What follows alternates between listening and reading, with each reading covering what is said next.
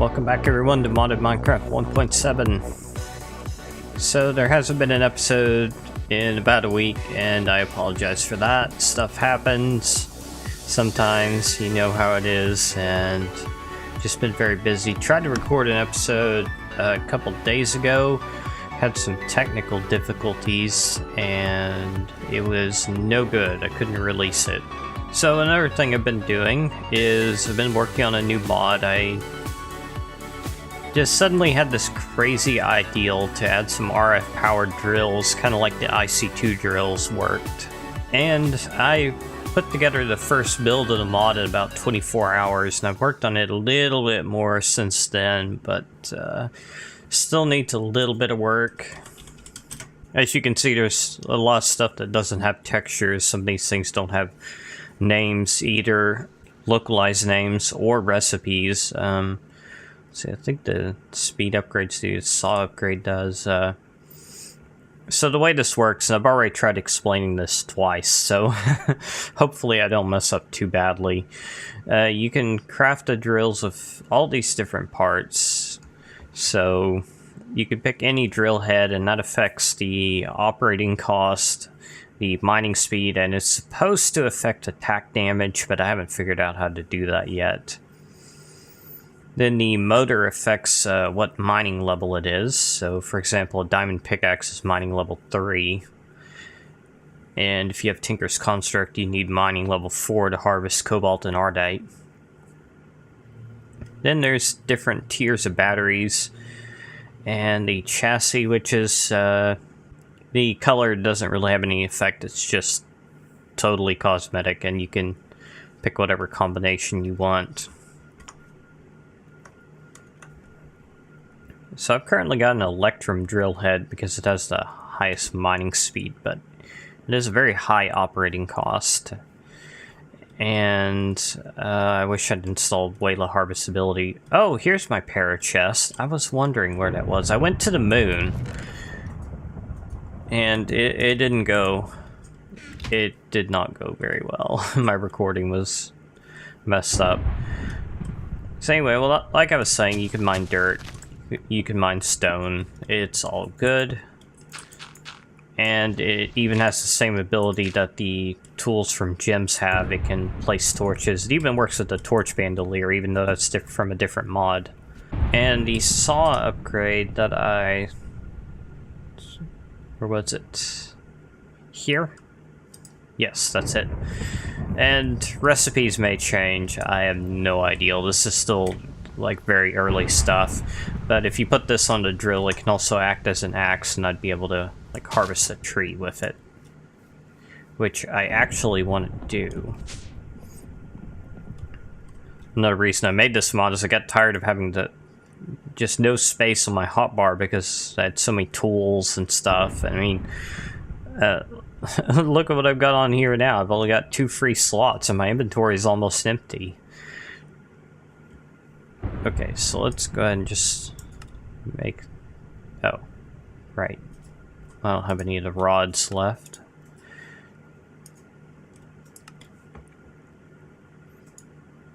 And most of the stuff in this mod uses that magnetic rod recipe, or whatever it's supposed to be. I have a very vague understanding of how the engines work, but I don't think, like, the axle and stuff is supposed to be magnetic. I don't know, I'm just making this up as I go. Don't pay attention to it.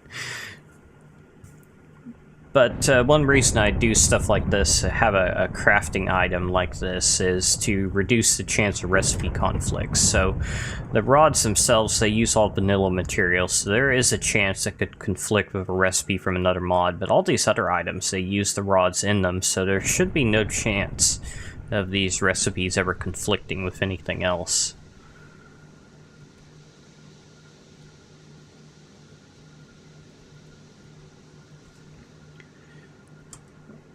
Alright, and I believe I did say they're powered by redstone flux, and the amount they store depends on the battery. I need to put a tooltip on the battery that shows how much they store.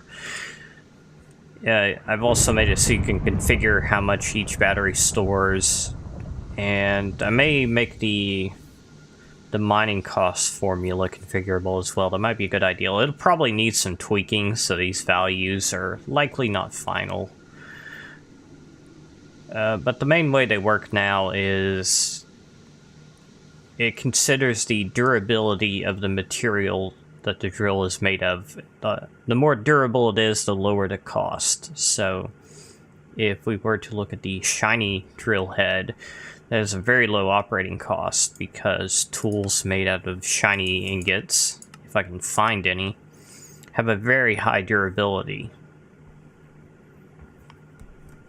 And these are all ore dictionaried, so you can see when I click on ruby, it's showing rubies from all mods, not just gems.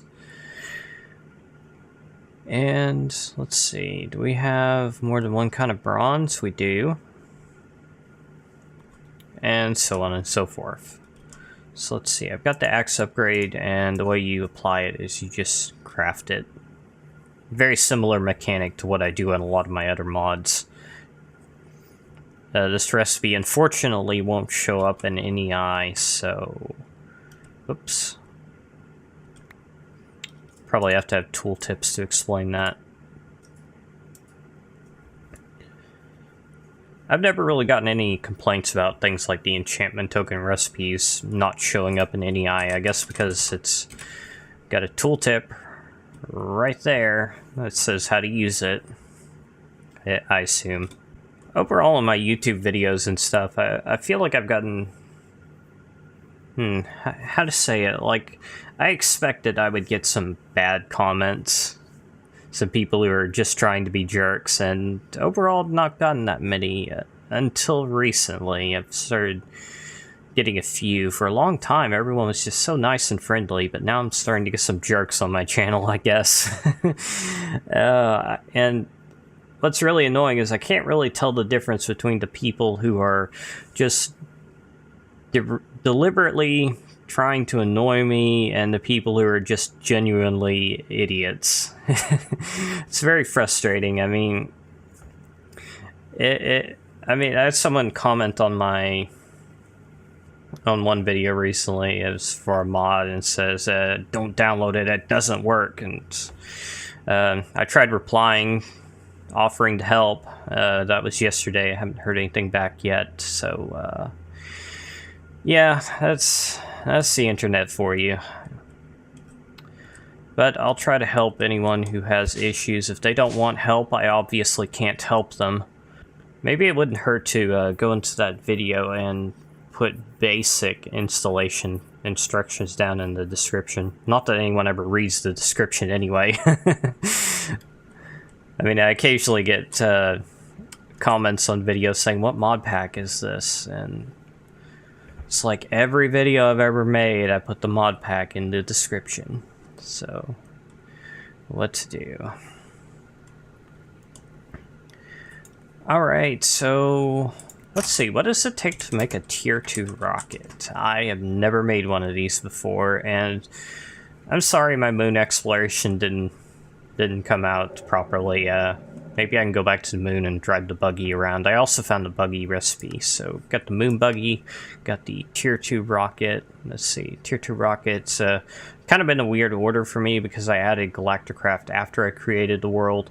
So one of the bad things about 1.7's auto-assigning IDs, mods that you add after you create the world tend to get their items in a very weird order. But, oh man, do you remember the days where you had to assign IDs manually? That was horrible. So glad it's automatic now. So let's see, we need these heavy-duty plates. Wait, what? Heavy-duty plate. Okay, same name, but it's tier 2. Heavy-duty plate tier 1 plus compressed meteoric iron. Uh-oh. Well, how do you get raw meteoric iron? I'm guessing this is probably something that you can find on the moon. Solid meteoric iron. Huh. Let me look that up really quickly here. I've heard of this before, but I don't actually know how you find it. Can be obtained by mining a fallen meteor and can only be mined with a heavy-duty pickaxe, a dash pickaxe, or a diamond pickaxe, so mining level 3. Alright. So my drill should be fine. I think I'd use the mining level 4 motor. Fallen meteors are blocks that can be found on the surface of any planet or moon. While there is a player in the space, they fall at random intervals, creating an explosion along with a small crater. Bear in mind that they may damage weak materials. Okay, so I would need to spend some time on the moon by the looks of it. And I think this stuff's also used to make airlocks. Looks like some other stuff. So yeah, I'm gonna need to build a base on the moon for the sake of getting meteoric iron. Alright, and see, I definitely need to recharge my oxygen tanks here. Huh, I'm using less power. Oh, it's because I've got all the farm shut off, right. I was using like 400 to 500 yesterday, but now it's gone down quite a bit. So let's see, where do I put you? In here? And fill up the tanks. Alright, well I'm going to see how long I've been recording. I know I've been ranting a bit this episode, which is probably how this episode's going to be. Alright, I've already been recording 12 minutes. Imagine that. Okay, so I'm making some tin plates here. And might build the moon base out of these tin decoration blocks. Probably not the most creative choice, but very hard to say. If I just put in BiblioCraft. Tin decoration blocks. Aluminum blocks. I know I've got a lot of those. I don't know if they're BiblioCraft or mariculture. Titanium. I wonder how you get titanium. Oh, well, you can use mariculture titanium. What about this dash? Plus 6.5 attack damage. Isn't that less than a diamond sword? I don't know. What is a diamond sword? I thought it was plus 7. Yeah. Because that's what the drills show up as. Oh. It also says it has a durability. Yeah, it wouldn't let me create it without assigning it a material, so I assigned it diamond. Just to be on the safe side, so that's why it says it has a durability. Might see if I can find some way to fix that. I probably can. It was easiest to just make it extend the tool class. That way it was already behaving like a tool. I just had to make quite a few modifications to it to make it do everything I wanted to. But I assume most people don't care about that, so I will attempt to stop talking about it. Okay, so is there anything else I've done on the farm over here? I've spent a lot of time working on this. I haven't actually been on the server much the past week, but so this ender chest is no longer getting ender pearls supplied to it. I don't know why that is. And I've kind of experimented a bit with ways to turn the farms off automatically. One way would be to use level emitters to emit a redstone signal whenever you have certain items above a certain limit, and these are all the items on one particular farm plot. And I AND all of those together, like so, and that signal is on because I've got more than all these items, sending a signal to the farm and turning it off. And I think that's all I've done down here. I've also built this computer down here. I don't know if I'm going to use that where it is. I'm thinking another way to do this might be to just use a computer, because if you plug in to the ME controller with an adapter like this, you can actually get a list of all the items that are being stored in the system. So that might be a better way to do it. For now, though, I've just stuck levers all over the place and turned everything off by hand, because I have way too much stuff in here. But I should also probably find a way to dump all these excess seeds. I mean, who needs 8,200 essence seeds? That seems a little bit excessive. Alright, I'm going to be putting the speed upgrades on my drill, and I've actually got it set up so that you can apply multiple ones at once, like this. You can even apply different kinds of upgrades all at once, like I could replace the drill head by putting it in one of the 3 remaining slots, or so on. Still needs a bit of work. There's no sanity checks in the code, so I could, in theory, go beyond efficiency 5, which is not what I want. I want it to be reasonable. So let's try this out. Got all this cobblestone here that needs to get cleaned up. That's not... Yeah, that's pretty good, I guess. Bet it'd really go through dirt. Yep, that's about what I would expect. So I've been doing some, I've been setting up auto-crafting for solar panels. Since they're a bit of a pain to craft more than they are expensive, and I'm going to be using a solar panel for powering the moon base. Just seems like the best ideal. Can't believe how long all this cobblestone has been here. I guess it's just been here so long I totally forgot about it. Let's see. I haven't tried mining snow. Yep, that works. Don't know why it wouldn't, but you never know with this kind of stuff. Alright, and otherwise I'm just kind of working towards... Wow, drill is too good. And... of course, I can't actually see how much power this is using because I'm recharging as I go. But I did make it so that the efficiency bonus also has a increased charge usage. I think it's 8% per level by default, but it's configurable. You could set it to 0 if you wanted to, so there'd be no penalty for having efficiency. Alright, so here's all the auto-crafting for the solar panels. It's a lot of stuff, and there's a few other things that it needs over here, like the electrum gear, the leadstone energy cell stuff, and let's see, I was going to make a tier 4 here, just because we should see lots of stuff flying through the pipes here. Yeah, that's a lot of stuff.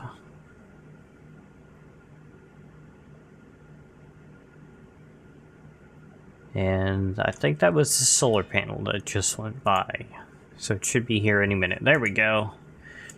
Tier 4 solar panel. 256 RF per tick during the day. And I don't actually know if this thing will work on the moon. I didn't think about that.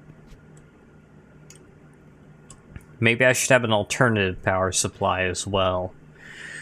Just in case. Let's see. Do I have anything just kind of laying around here? I've got a Stirling generator. That might not be bad. I could also probably make a combustion generator and feed it some fire water. I think that would work. So let's do that.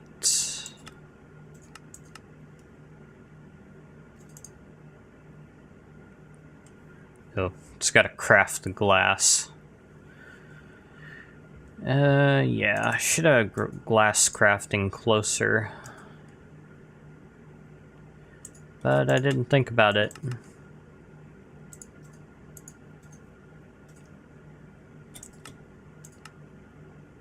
Alright, there we go. That wasn't so bad.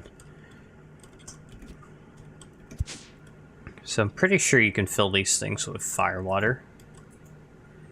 Yep. And you need water as well. Okay. Just for testing purposes, let's give it a bucket.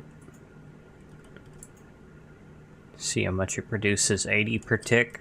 That's not bad. sure that'll be good enough if the solar panels don't work. I think the moon in BiblioCraft is... its days and nights are very long. Kind of like what you would expect a real moon to be. Wait, is that right? Yeah. I have to think about it. I mean, we normally think of the moon from the perspective of the Earth, where the same side is always facing us, but even then, that same side is not always in daytime. It's in the dark sometimes. It's a full moon when it's daytime on the near side of the moon. And I think it's called a new moon when it's dark. It'd be really cool to go to the moon or Mars someday. I should definitely be alive whenever we have people on Mars. Maybe I'll even get to go to space someday. Maybe not the moon, but space. Okay, so need to make another fuel loader.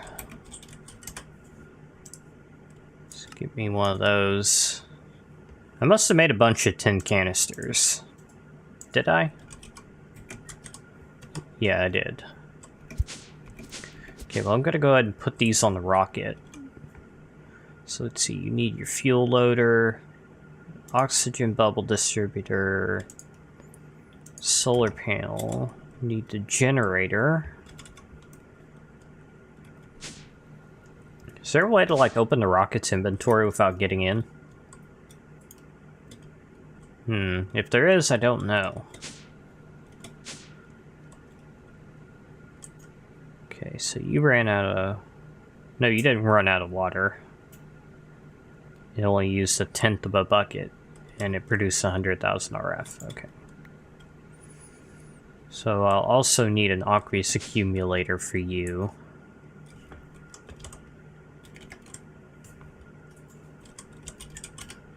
Kind of wonder if I have one laying around somewhere that's not being used. I probably do, but I don't know where it is.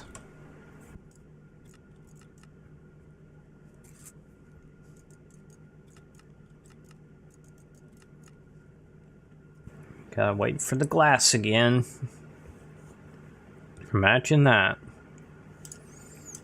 Okay, there we go. Aqueous accumulator, and I keep conduits on me at all time. Need some more energy conduits, though.